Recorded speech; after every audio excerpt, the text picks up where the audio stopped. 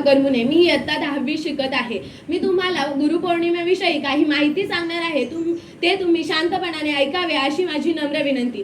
आजच्या दिवशी गुरुपौर्णिमेच्या दिवशी हा पवित्र दिवशी आपण एकत्र जमलो आहोत. या दिवशी गुरूंचे महत्त्व अधोरेखित करण्यासाठी विशेष कार्यक्रमांचे आयोजन केले जाते.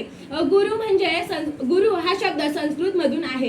गुरु म्हणजे अज्ञानाचा अंधार दूर करून ज्ञानाचा प्रकाश देणारा. या दिवशी गुरुपौर्णिमेच्या दिवशी गुरु, शिक्षक, मार्गदर्शक यांचा सन्मान करण्याचा दिवस. या दिवशी महर्षी व्यास यांचा जन्म झाला आहे. म्हणून या दिवसाला, या पौर्णिमेला व्यास पौर्णिमा असेही म्हटले जाते.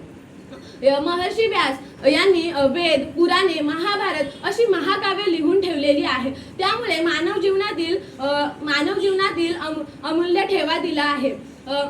आपल्या जीवनातील पहिले गुरु म्हणजे आपले आई वडील आणि त्यानंतर मार्गदर्शक, शिक्षक आणि आपल्या जीवनातील आपल्याला योग्य दिशा दाखवणारे सर्वजण आपल्या गुरुस्थानी असतात.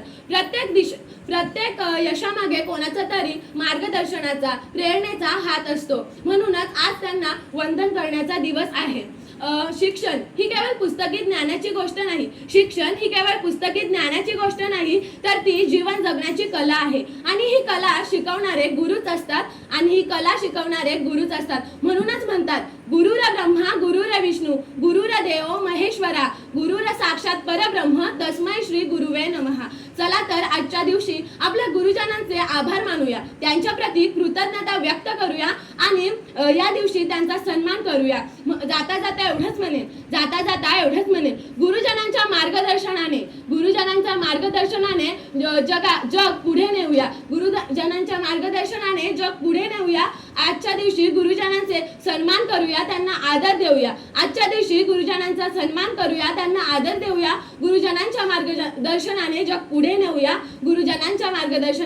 पुढे नेऊया. धन्यवाद.